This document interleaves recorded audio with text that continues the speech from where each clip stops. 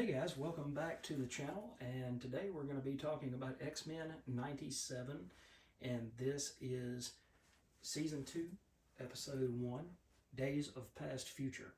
And in this episode, we get to see that there are two sets of X-Men, one sent into the past, one sent into the future.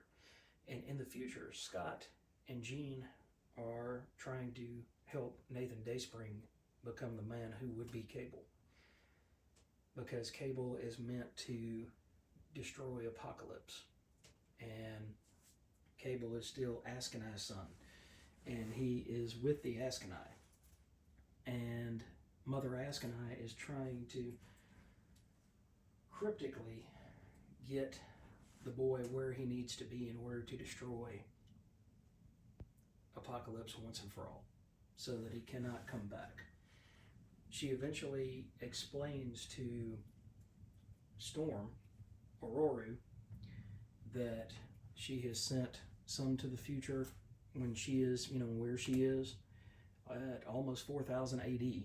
And then she has sent some, like Bishop, back into the past so that he can find a way to destroy Apocalypse before he even becomes Apocalypse. So it's a way to take the character out one way or the other, because it would seem as though if you sent him back to the past, or sent a group of X-Men back to the past that are well seasoned, then they would be able to take Apocalypse out before he's at the crux of his power, before he goes from In Abin Sur to Apocalypse. But at the same time, he's in the process of trying to regenerate in the future. He doesn't really have a body just yet. He's kind of searching for a body, and that's why they want Nathan, because they see Nathan as someone that they can use his body to create a new Apocalypse, one that will never have to regenerate again, one that can be perfect in the eyes of Apocalypse. So, here we go, guys. So, it's exciting. It feels just like where the first season left off. And each and every week, I just kept telling you guys how much fun that particular storyline is, and how much fun that cartoon was back in the day.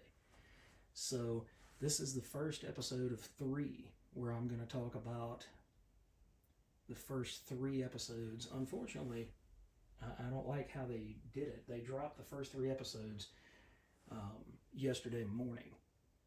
And what's weird is they dropped 2 episodes, and then the third one is The Rise of Apocalypse Part 1. So how are you going to drop 3 episodes at once and then kind of leave us with a cliffhanger? Because you can't have part 1 of something and then not give us part 2 or part 3, in short order.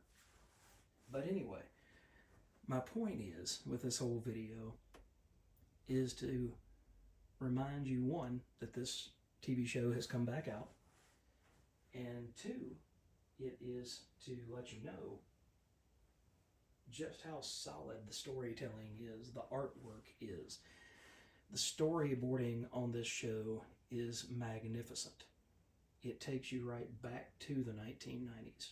Now, what's funny is in this episode, Apocalypse actually tells Ozymandias, his servant, he says, I have to go back to when the X-Men were at the apex of their power, the 1990s. And it's like, that's funny. And I mean, I agree. You had the X-Men minus Chris Claremont. He had moved on, or been moved on, depending on how you decide to hear the story. But Claremont's gone, but you've got Jim Lee for a little while. You've got the blue team and the gold team. You've got the X-Men that everybody thinks about modern day when they think of X-Men. You've got Wolverine, you've got Colossus, you've got Bishop, you've got Cable, you've got Professor X, of course, and Scott and Jean Grey. You've got all of these characters that I can't argue with the comment. They were at the height of their power at that time. And so I just think it's funny how Apocalypse worded it, though. He said, I have to go back to when they're crux of their power, the 1990s. So I enjoyed the heck out of this show. Now, I've got to sit down and watch episode 2 and episode 3, and those will be the next 2 upcoming videos, both in this series and on the channel.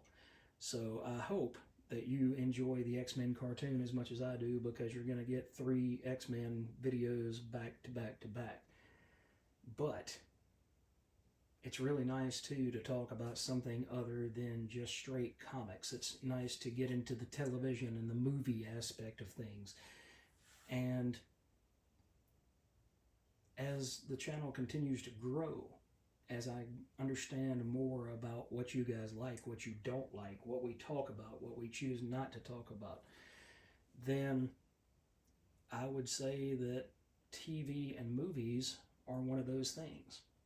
Now, to go off on a little bit of a tangent for just a minute, I read today, while I was taking a lunch break, that Sony is no longer going to, after January 2028, craft physical discs for the PS5 anymore. Now, what that says for the larger things, this X-Men run is streaming on Disney Plus.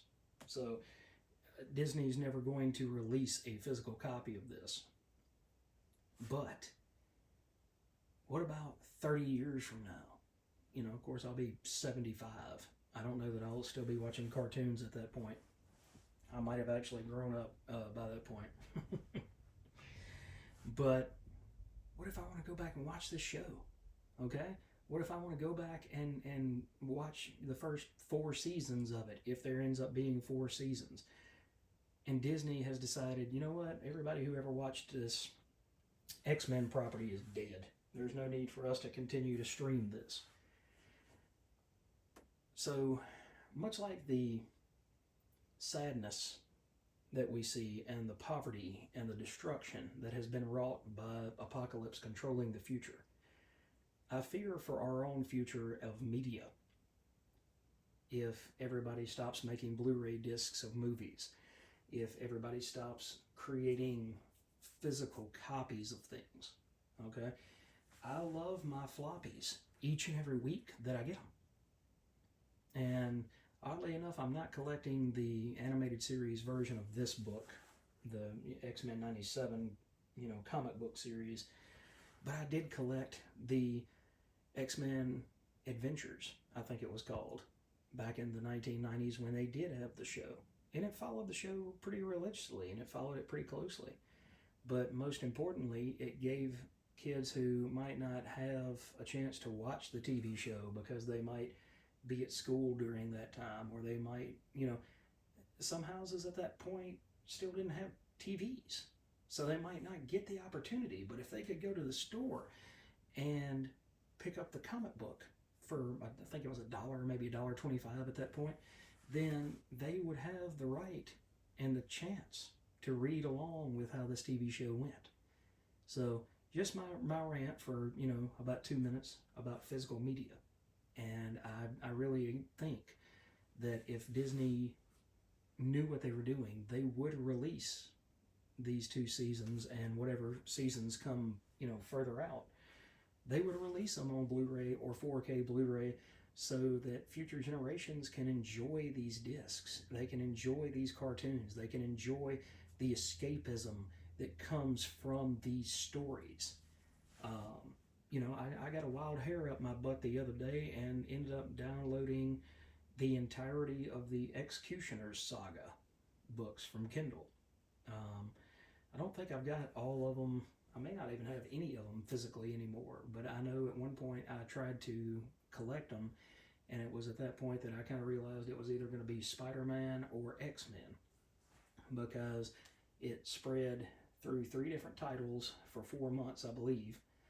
It was X-Force, X-Factor, and Uncanny X-Men. And actually, no, I think it was 4 titles. So it was the regular X-Men, the one that Jim Lee and Chris Claremont booted, started off in 1991. So it ran through all 4 X-Men titles. But anyway, so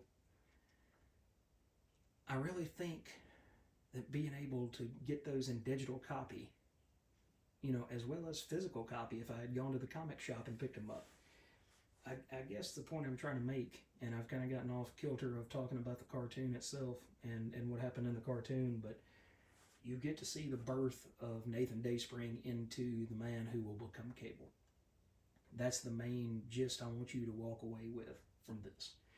And you also get to see that there's a group of X-Men in the past, which I assume are going to be shown in the next episode. And through that, they're going to try to take out Apocalypse when he's, on the rise. So, meanwhile, you've got the third piece of the puzzle, which at the end of this episode, you get to see Apocalypse take off, and he's going to the 1990s. So, they've got a 2-front assault, and Apocalypse is going to try to throw himself right into the middle of everything. So, point is, guys, great show, amazing animation, amazing just ability to get the voice of these characters so correct. It's wild. So, if you have Disney Plus, or just sign up for Disney Plus, because unfortunately, all 9 episodes of this season are going to be released within the next month, I believe. So, all right, well, apparently my TV is telling me that I've been sitting there talking for too long. But thank you for watching this inaugural Season 2 episode of X-Men 97. I hope you guys hit me in the comments. Let me know what you thought if you've watched it. And if not, go check it out and come back and let me know what you think. Thanks for watching, guys, and I will catch you guys in the next video. Take care.